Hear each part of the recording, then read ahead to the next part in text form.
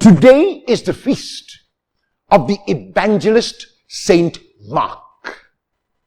Almost every scholar today will regard the Gospel of Mark as the first Gospel to be written in around the year 65 CE or Common Era, about 30 years or so after the resurrection of Jesus.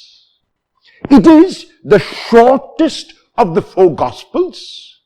It is a Gospel which is really special because the basic thesis of Mark is that Jesus becomes Son of God through his suffering, through his death, through his being laid in the tomb, and through his rising again.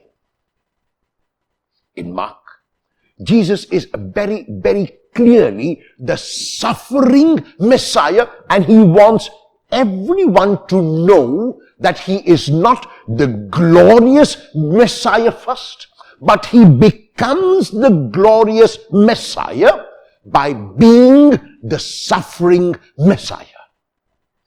As a matter of fact, right at the beginning of the Gospel of Mark, in the scene of the baptism, chapter 1, verses 9 to 11, the voice from heaven invites Jesus through two Old Testament texts to his mission.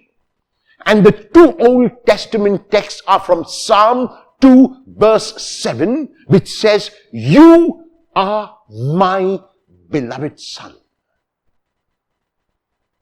The second part of the quotation, the second part of what the voice says from heaven is from Isaiah 42:1, which continues, "In you I am well pleased," or "In you my soul delights."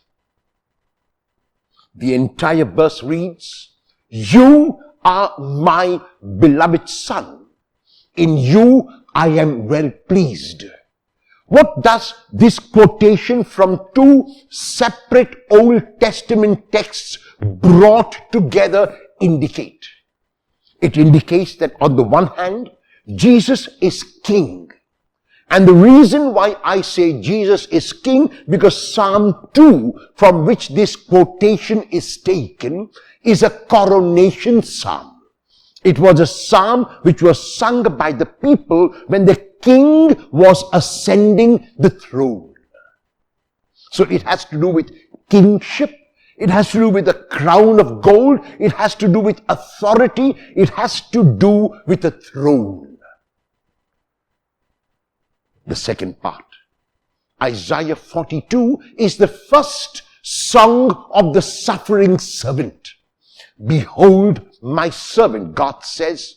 "Behold my servant whom I uphold, my chosen one, in whom my soul delights." And so it has to do with suffering, it has to do with trial, it has to do with the crown, yes, but of thorns.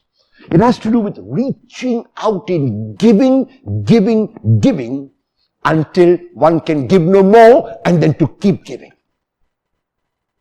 So this invitation which the Father issues to Jesus through the voice from heaven is that Jesus be King, servant. That Jesus be servant king. That Jesus be King who becomes King by being servant. That Jesus be King who becomes King only by being servant.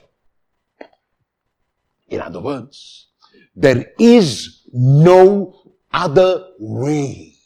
And because Jesus accepts this invitation from the Father, whenever there is the possibility that people will acclaim him, like when he works some miracles, like when he feeds the 5,000, when he feeds the 4,000, when he raises Jairus' daughter, these are stupendous miracles. He commands his disciples and the people not to tell anyone.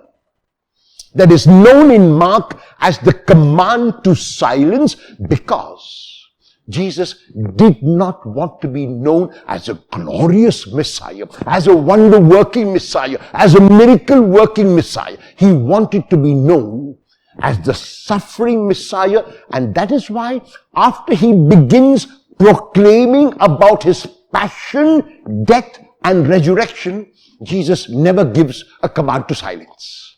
Because if people were to speak about this, that Jesus is the Messiah, who gave his body to be broken and his blood to be shed, and because he dared to die on the cross, became God's only Son. That would be the message of Mark. The gospel text for the feast is taken from the latter ending of the Gospel of Mark, that is known as the longer ending, Mark chapter 16, verses 15 to 20. And in these verses, Mark speaks about how a disciple of Jesus will respond to the world. And the one word which summarizes all that the disciple will do is the word faith. Faith in the Lord. And another word which can be translated as faith is faith shown in action through the reaching out to one's neighbor.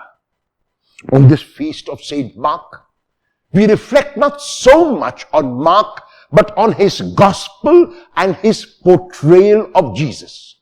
And we ask that through the intercession of Mark, we too might assimilate from our Lord the gift of faith that Mark received, and acting out our faith through our love, like Jesus did before us, and like Mark did in imitation of him. A happy feast of Saint Mark to everyone.